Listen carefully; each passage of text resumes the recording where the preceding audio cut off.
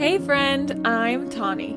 I'm a missions-minded girl with a passion for ending global poverty, abolishing human trafficking, and keeping mamas with their babies. I created the Kindred Movement so that other women who are passionate about world change can connect with artisan women and men around the world and help them support their families. We are kindred spirits with the artisans who are across the globe. They are women just like us who would like to provide for their families in a dignified way. They don't want charity, they want an opportunity. We can provide that for them by partnering together to buy and share their beautiful products, and by inviting other kindred spirits to join us and create a ripple effect, a movement for change. Keep following along to learn how you can use your buying power for good. We are kindred spirits, and now we are friends. Hey friends, it's Tawny, your Trades of Hope partner here, and your host of the Kindred Movement Show. So I'm just hopping in here super quick to introduce a video that I'm going to show you. It's an interview between one of the Trades of Hope founders and the founder and CEO of Elevate Academy. Her name is Rebecca Bender. She is a trafficking survivor and expert that runs Elevate Academy, and you'll learn a lot more in the video. So it's kind of long, so I want to make sure I just jump right in. So watch this video. Do you mind just introducing yourself? Just because I have no idea who all is watching. We've been partnered with you for years now, but I have no idea who's watching. They could be totally new to you. Can you maybe just introduce who you are and what you do? Yeah, I'm Rebecca Bender. I'm the CEO and founder of Elevate Academy. We are an online school that helps survivors get job ready, and we are so honored to partner with Trades of Hope over the last several years now to be able to bring lots of different things I'm sure we're going to get into to survivors of trafficking that are in our school. We have had nearly 1,600 students spanning 600 U.S. cities and 22 countries. So we know that Trades of Hope is helping so many people, and we're so excited to be partnered with you guys and all that you do for us. So that's a little bit about what we do. Oh, well, it's really such our honor, and I'm really excited because I just have to start this whole conversation off by saying directly to everyone watching, you are going to leave this conversation with Rebecca feeling so inspired, so motivated, feeling so equipped to do something. And at Trades Hope, we have several ways for you to support their efforts. Of course, Rebecca and I are both wearing the new Elevate necklace, which I have been obsessed with wearing the last few days. And this is a part of our giving necklace collection, which means that $10 of every single necklace purchase goes back towards Elevate. So I just want you to know that right away, because I know you're going to want to channel all of your excitement into doing something tangible to support Rebecca and her team and their mission. So Rebecca, can you tell us how Elevate, I know that's like a big story, and I know you'll have to like condense it in some ways, but do you mind just sharing like how Elevate Academy came to be? Yes. Well, for the shortened story, you're right. I was trafficked for nearly 6 years, and when I was able to escape, I remember sitting in my government subsidized apartment with my literal Craigslist mattress and a kitchen table from Goodwill. And I can remember just thinking, this can't be it. Like, this can't be freedom. And I kind of had these feelings of like, now what? What am I going to do with the rest of my life? I'm, have the same vulnerabilities that led to my exploitation in the first place. And it's compounded with gap in job history, criminal record, huge amounts of PTSD.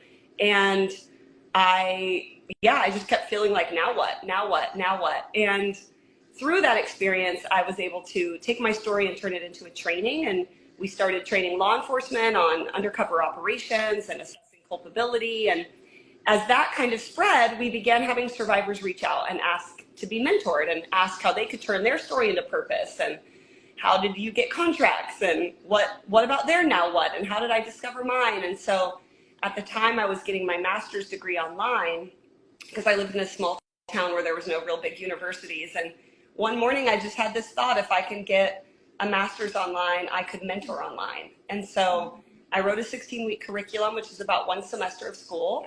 And we just put it out kind of to the survivor communities and 10 years ago, we started with 5, and now to have 1,600 survivors have gone through. Now we offer 10 classes, almost 10, I think maybe 9. I'd have to recount right now because we try to add new content every year, just helping people learn who they are, what their gift sets are, all different classes, budgeting, finding your specialty, professional development, nonprofit management, social entrepreneurship, just so many ways that we want to help survivors figure out their now what. And we've seen such a difference in communities all across the country where survivors sit at tables, whether they're on local task forces or they volunteer at their local shelter, they get a job as a crisis, response advocate or a peer mentor, or just seeing people step in and want to feel like their story matters, that everything they lived through wasn't for nothing, and they want to be a part of fighting trafficking in their community and possibly your community, so to just engage survivors to have seats at the table is our goal. Yeah. A phrase that I've actually learned from you is like the concept of things being survivor-led. And you refer to Elevate Academy being survivor-led, not only by you, but other people. And can you just talk about, like, just for people who might be totally new, define what survivor-led means, and then why is that so important? Yeah, survivor-led organization is someone who is a survivor that's leading and founding, in a sense, not always founding, but leading the organization. We have lots of different nonprofits that exist that are survivor informed or survivor consulted, or they have survivors on boards. But to have a survivor-led org really matters because it allows the projects to be really informed by somebody with lived experience. And that just helps to ensure that every, part of what we're doing is trauma-centered, survivor, led, that we know firsthand what it's like. We know the barriers to starting different projects and the barriers that exist for us specifically. And so survivor-led orgs, we really, encourage people to look into what survivor-led orgs exist in their communities. Because our starting line for starting companies is very different than a lot of other people's, starting line, and to be able to come alongside and encourage and remind them of their strengths and know that whatever they're doing is definitely through the lens of lived experience, and all of, again, those barriers to get things started, are very different. So we encourage people to look into survivor-led orgs and who those are in their neighborhoods. Yeah, that's incredible. Just mention, even just like touching on the wildly different experience and perspectives one could have. I just can't even imagine something like Elevate not being survivor-led. Like, there are so many people with such good hearts, but I just think I've just heard the ins and outs of everything that you and other leaders walk alongside other survivors through, and I just think, how can anyone who hasn't been on that journey as well do I mean, they couldn't do it the way that you do it. And I think a big part of that is, of course, just like normal, like the ability for like a human being able to empathize with a situation that they haven't gone through, but also because there are so many misconceptions around human trafficking, especially, I mean, I feel like I can really only speak for those of us like in America, in the Western world, so many misconceptions. Can you shine a light on some of just the I'm just gonna say, like, the most problematic misconceptions that people believe about human trafficking, just so that we're no longer feeding that and maybe being more effective? Yeah, there's several myths that are pretty prominent in this topic. One is that, trafficking has kidnapped kids overseas. I think that's a big misconception.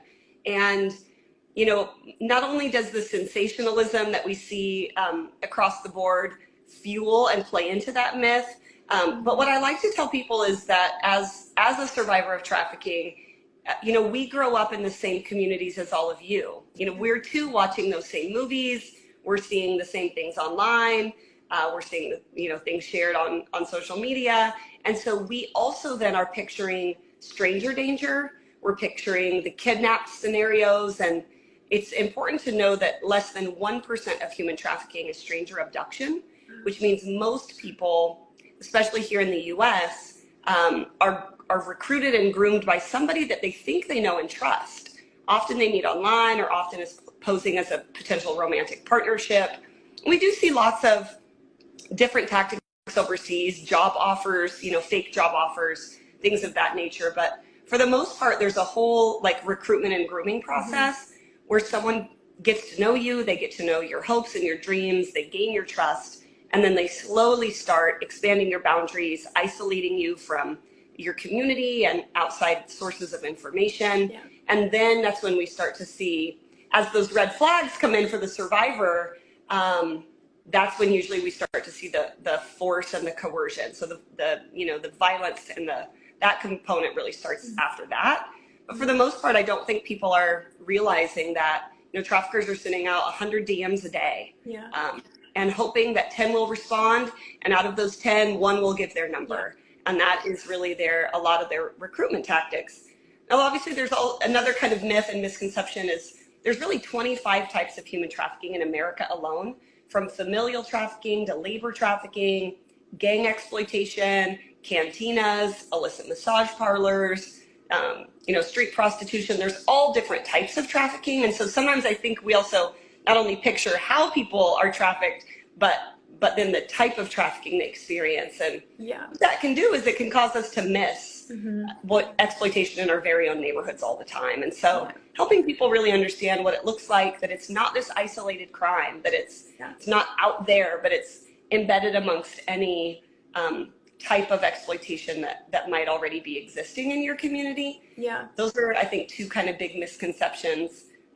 We saw a lot more when there was other things going on, Epstein and Wayfair and all of these myths and misconceptions that people were, kidnapped and held in tunnels and put on private islands and all these things. And I think what's important about some of those stories to remember is, Epstein targeted vulnerable teens that came from impoverished, kind of marginalized communities and lured them with money and connection in a sense. And it was the mother finding money in a nightstand that was what alerted people. They were going to school every day, they were coming home every single night, and those teens were being trafficked. And so that's not, I think, an idea that we're picturing, that they're coming home, to their parents every single night. And so we need to know the signs on what to look for. Yeah. The way that you're describing this, obviously there are people who, well, I'm assuming based off of what you're saying, it sounds like there are some people who would be more vulnerable to that process than others, but that it can happen anywhere. Is that correct? Is that accurate to say? Yeah, trafficking can happen everywhere for sure. There are populations that are more at risk and more vulnerable to trafficking. Anytime you see what's known as a high ACEs score, ACEs stands for Adverse Childhood Experiential Study, and there's about 10 questions on an ACEs study. Those are often used as sometimes screening tools. Some 10 of those questions, I don't know all of them, I don't have them all memorized off the top of my head, but desensitization to violence in the home, growing up in a home where you've been predisposed to violence, drugs, gang affiliation, sometimes any connection with the foster community, LGBTQ community, people of color, all different marginalized groups, in addition to the ACEs scores, what can usually be used as a screening protocol to help know if someone is more at risk than others. You can imagine if someone's grown up in a foster care system and in and out of different foster homes, that need for connection is a lot higher. And so those 100 DMs that we talked about earlier that a trafficker might send out, you might have someone respond sooner if they're looking for connection and looking for that need to be met. So it's important to know what marginalized communities exist in your neighborhood. People living in poverty, people struggling with homelessness, single parents, all of our communities have different needs, right? And so I tell people, if you can close your eyes and picture the most at-risk community groups in your neighborhood, traffickers can too. Yeah. And so they're going to target those people and offer to have those needs met. And then as they gain trust, there starts to become strings attached. Yeah. And when those strings aren't met by the victim, that's when we see a lot of force and coercion that takes place in that relationship. Yeah. I've heard you talk a lot about single mothers like potentially being a target, obviously, because there can be a lot of struggle there, but then also that a mother's bond to her child can like really manipulate that. So, and I think everyone unfortunately like could imagine, I'm sure everyone has like met like a single mother who's struggling, because it's unfortunately very, very common. What can you just talk more about like some of like the warning signs, as far as like if we know like a single mother, and like what that could look like if we're talking about like human trafficking prevention? Like what does that process look like, and what can we look out for, and how can we help? Yeah, I think a lot of people ask what some of those red flags are, and I like to tell people, unfortunately, it's kind of like, how do you spot an alcoholic, right? Like, it's not always going to be if someone's in the grocery store and has a bottle of wine, oh my gosh, they're an alcoholic, right? Like, I hope not. I'd be getting a lot of lifted eyebrows. But what happens is, usually when you're in proximity with people, you do start to notice small, subtle clues that might indicate exploitation is taking place. And, similarly with any forms of abuse, whether it's child abuse or domestic violence, usually it's people in relationship with those individuals, teachers, counselors, coworkers, friends and family, that are going to start to notice something's off. And so it's not, one thing that you might see in a grocery store on the side of a road that you're going to be able to spot trafficking. It's not always that overt.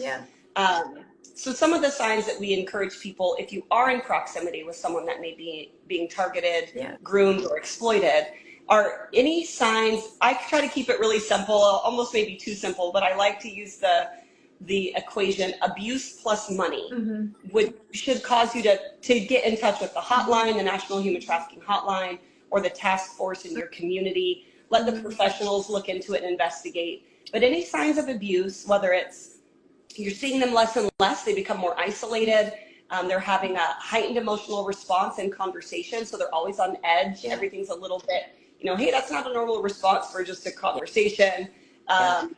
Anytime you see them, any obviously signs of physical abuse, a real intense bond to their partner that's starting to become like, obsessive in a sense.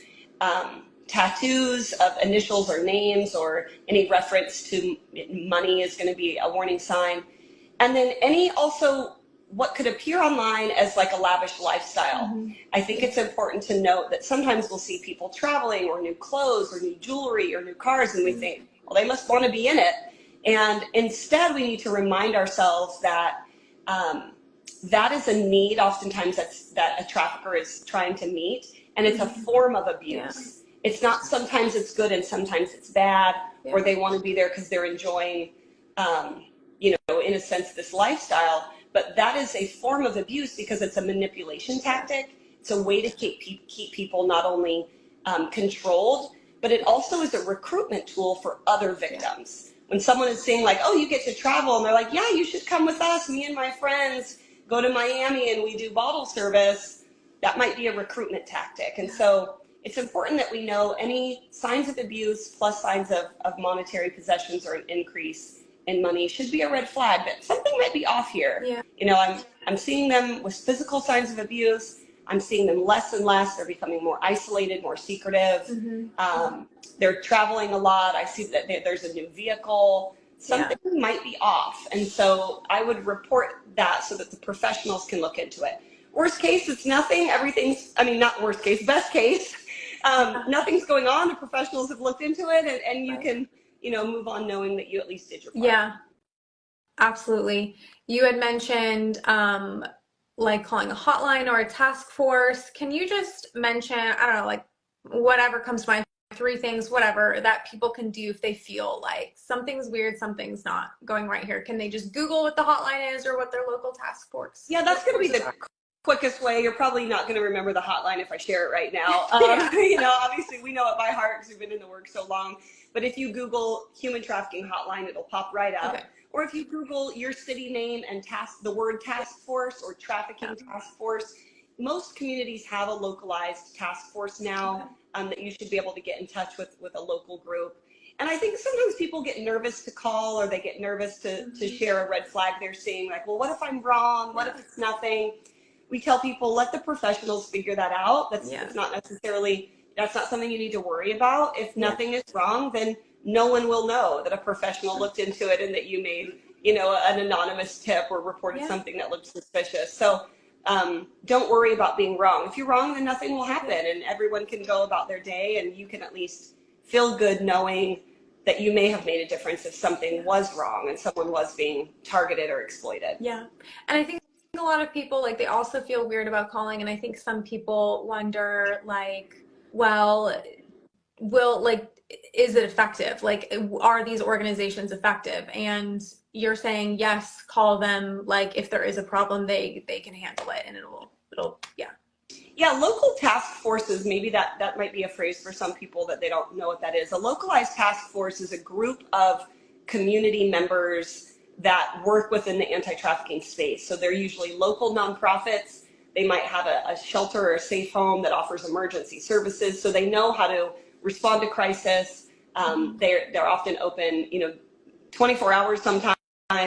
Local law enforcement is on the task force, prosecutors, judges, peer advocates. So it's a group of people that come together that know about trafficking in the area. They know what type of trafficking is most prominent in your community. They're resourced to immediately respond. They know how to respond. They've got training in it. So I always say a local task force is a great thing to figure out who is your local task force, what is that number, how can you report to them? Because they're going to know so much about your area, and they've undergone the training and the certification to be able to respond to crisis and know how to investigate. So I say anytime you see a red flag, identify your local task force and make a call. Okay. That's great. That's awesome. Well, that would not be awesome, but I want people to leave this feeling equipped, like, what can be done. Is there anything else that you would want people watching? Because the women, I mean, I know a lot of women who are watching. I'm sure some men are watching as well, but the women I know who are watching, they have the biggest heart. They're like, I will do literally anything. Is there anything else that you can think of that would be helpful in the form of, like, prevention? And then I want to talk back about the survivor work that you're doing through Elevate Academy. Yeah, Trades of Hope, you guys are such an army of people that exist all around the country that really are concerned about justice and empowering women, especially, to come out of trauma and come out of, circumstances that might be, setting them back in some of their life goals. And so I would say that you guys are a prime example of how everyone can do something, and everybody can use their skill set and their gifting and their, profession in a way that can make a difference in the lives of marginalized communities across the country. And so we have a online course called Find Your Lane. And with that, we help people figure out what it is that they're good at. Maybe it is prevention, and it's talking, minimally just talking to your kids, not only your daughters about safety, but talking to our young men about how you're going to be, raised in a culture where hypersexualization and purchasing women and objectifying women can be so prominent. So it's like prevention for our kids, but then there's also intervention, and how do we get involved with a local safe home or a local job readiness program? How do we advocate for policy? How are we voting in our communities? What are some of the laws that your state might be lacking? How do you figure that out? I know I saw Lauren Hirsch join a little bit ago. She leads World Without Exploitation. Their whole organization is all around policy work, demand reduction. How do we help young men and potential those that are, buying and creating this demand for people sold? And then there's also restoration services, like how do we support this job readiness programs like Elevate and more. So there's so many ways you can get involved, whether it's using your profession and helping make a difference by contributing, whether it's learning about the red flags and sharing from stats and data and images from experts, not just influencers. How can we know what the real truth is about trafficking so we're not spreading misinformation and fueling that sensationalism? All the way to just getting the tools to talk to your kids about how to keep your kids safe. Kids from elementary to middle to high school, those recruitment tactics are very different based on age. And so depending on how old your child is, you might want to learn what some of those recruitment tactics are by any type of predator. It might not just be a trafficker, but we all want to keep our kids safe. So learning the signs, talking to your kids, or using your circle of influence, using your vote. Learning who your local safe homes or local anti-trafficking groups are, volunteering. There's so many ways that we can all do something. And whether it's joining Trades of Hope and getting your necklaces out and pushing in $1 for everything you sell is going to go to fight trafficking efforts. You know, we all can use what we're doing right now to make a difference in our communities. That's why I really love like our partnership, is because I feel like we're coming at this issue from so many different sides with different backgrounds. You know, at Trades of Hope, Gretchen and I, like, our background isn't in human trafficking. Like, we really started Trades of Hope because we just knew the vulnerabilities that women and children and men are experiencing just because they're stuck in cycles of poverty. And you even mentioned like communities that are underserved, like they are a huge target to being trafficked. And that's true like across the world. It's just when someone is in a situation of they were either born into or find themselves into a situation of desperation, and like they don't see a way out, like they can be coerced into so manipulated into so much. And so that's why at Trades of Hope we really focus on creating jobs for women globally, so that it lowers their vulnerability to being trafficked, their children being trafficked. And then we have a lot of pieces like the Elevate necklace actually that are made by survivors of human trafficking in East Asia. So even supporting then like job opportunities after as they're just trying to start like normal life. Like one of the women who make this necklaces, she was like, for the first time I can tell people what I do for a living. And that makes me want to cry every time. And then with Elevate Academy, I don't, can you just speak more to like the, maybe even like the mental or emotional ways that talking about, you know, professional development, like how does that help with like the healing process? Like you're equipping them with knowledge and things like that, but how does that help them with like their self-discovery and their healing journey? Yes, absolutely. I think, you know, when people are being trafficked, they're used for one thing. They don't know what their gifts are. There's definitely not a strengths-based approach from traffickers. You know, you're often told you're stupid, you can't do anything, you're not good at this, no one's going to love you, no one's going to give you a chance. And, you know, you're beat down emotionally, physically, mentally all the time. And so getting into a place where you get to, one, explore who you really are. Like, what am I really good at? And getting those classes and taking the assessments and learning, like, I'm really good at photography and I'm creative and I love projects, or learning, I love spreadsheets and I'm great at data and I love a scheduled 9 to 5. And, you know, figuring out where you really thrive and shine can feel so empowering to know, you know, I'm not dumb. I do know how to do this, or I am really creative. And so to have all of your identity stifled and shut down for so long, it's really an incredible journey to watch people come alive and learning who they really are and getting excited about who they are and what they're good at, and then creating a roadmap on how they're going to use that to find, you know, true freedom, to find economic. We always say poverty isn't freedom. Poverty is not freedom. We can help, you know, get people out of trafficking all day long, but if we're putting them right back into poverty, it's not freedom. And so figuring out what are careers that you're going to really love, that you're going to thrive, that you're going to find passion and purpose and be able to support you and your family. You know, that's the goal with Elevate. And so it's a healing journey for not only them to figure out who they are. Yay, Angela's like, Elevate changed my life. But it's one of the things that's also helps them to get really excited about a future, because you can feel really scared about, like, how do I live this whole world of normalcy that I haven't been a part of for a really long time?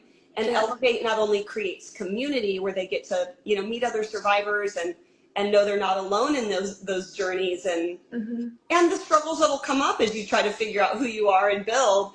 So you get to have this camaraderie and community, Yeah. but then you also get really excited about building the future that you really always wanted. Yeah. And we often tell women when we're working crisis response calls or we're helping and assisting on undercover operations, we'll ask them, what is your trafficker promising you that has made you risk your life? And how can we help you get there without them?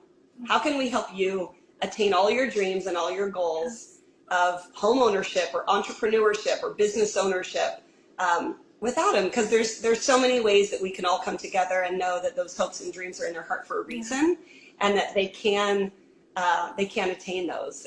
And so it's really empowering and healing, I think, for people to realize I can do this. I am gifted. I have the skills. I have the tools. I have the community. I now have the network to really go after, what it is that my heart has always longed for. Yeah. So that's been, I think, really healing. And watching people get involved in different areas in their community to know, like, I went on another, to have other survivors say, I did my first undercover op and I met 8 women that night and I was able to share with them my exit journey. And so for them to feel like your voice matters, your story matters, everything you lived through wasn't for nothing. You can help other people, move forward and overcome. You see people light up and really find passion and purpose with their future when there was probably a point in their life when they had lost all hope that there would be a future in store for them. So not only does it lead to career readiness and economic empowerment, but you do see a lot of that healing that takes place just from the journey of exploration. Wow. Oh my gosh. I don't even know. I can't even fully process all of that. It's so beautiful and incredible. And I just know that there are people watching thinking like, okay, like how can I play like such a small part in this? And definitely check out Elevate Academy. If you're wanting to shop ethically made accessories for yourself or other people, $1 of every order you buy anything on the Trace of Hope website.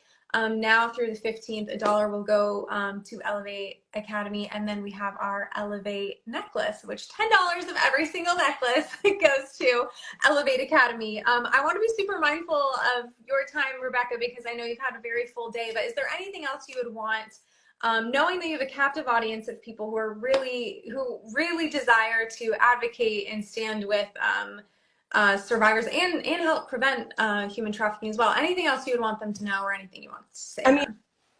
I really appreciate, obviously, our partnership, and yes, continue to shop and buy the necklace and buy any of your ethically made accessories. If you guys want to learn more about trafficking, we have lots of great resources on our website, documentaries, books you can read, e-courses you can take. Follow us on social, reshare our content.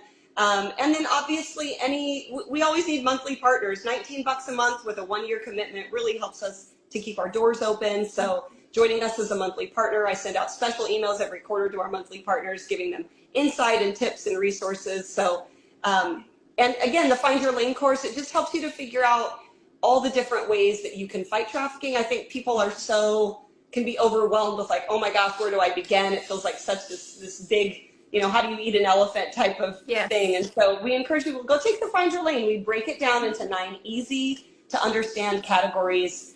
We even have a kind of a funny quiz that you can take of like, what personality do you have and what does it match with one of those 9 lanes? So you can know, how do I learn about policy? I am interested in politics and what my laws are and how to vote well and what, bills are coming up in that, that state's session that we can vote on. And, there's so many things that we all are passionate about. So learn about those 9 lanes and get involved in the lane just in the lane you're passionate about. You don't have to do it all. You don't have to eat the whole elephant. We just get involved in the one you are passionate about and learn about it and join us in our activism and advocacy and become a monthly partner, get to know your local safe homes, your local survivor-led orgs, buy a necklace. We can do so many things. We put out different tips on how to keep your kids safe. I just saw some comments. We have different tips on how to get the education curriculum in schools. We have that on your Find Your Lane course. And we give resources for every lane. So if it is prevention education, we have links on that lane of all different curriculums that exist, tips on how to get it into your local high school, whether it's an assembly or an actual curriculum with a teacher. So we just have so much content. We'd love for you to take the course and learn about all those different ways that you can be a part in something that you're passionate about. So good. You've they have so many options. We have so many options, and it really is such an honor to partner with you over the last few years, continue to coming up with new and creative ways to continue to do so. It's really such an honor. It's just an honor to know you. I'm excited to see you in a couple weeks. That will be very fun. And just, more people are saying they're looking forward to seeing you in a couple weeks. We'll be in Palm Coast. Yes, it's going to be. Keep partnering with Trades of Hope, you guys, because not only do you guys and everyone that's a part of your team obviously help so much with our sponsorships and donations, but you guys make an incredible amount of donations for our welcome boxes and our graduation boxes every single semester.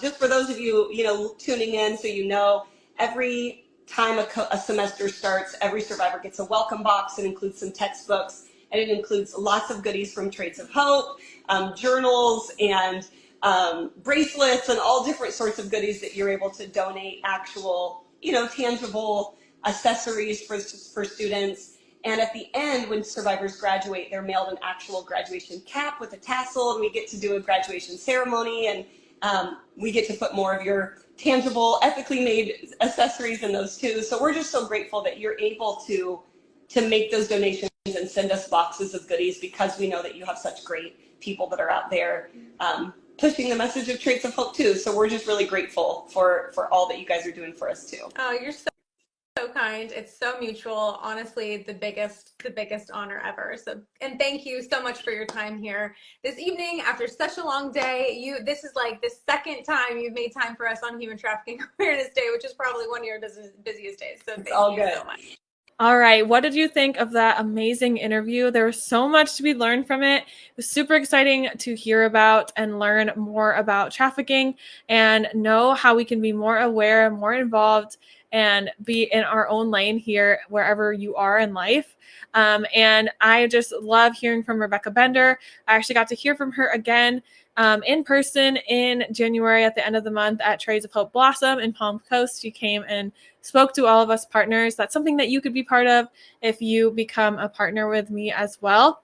So, of course, you learned some ways in the video of how you can get involved, and one of them is by shopping. So I'm going to put my link here on the screen where you can go shop. You can shop any of our pieces, and we will all make an impact for Elevate Academy by shopping through a pop-up, but also you can specifically shop our trafficking pieces that are made by women coming out of trafficking, and then every piece that is fair trade that you're buying is preventing trafficking, because we are preventing those marginalized communities, just like what was talked about. So let me know what you thought of that beautiful interview, and I will see you guys in the next video. Bye.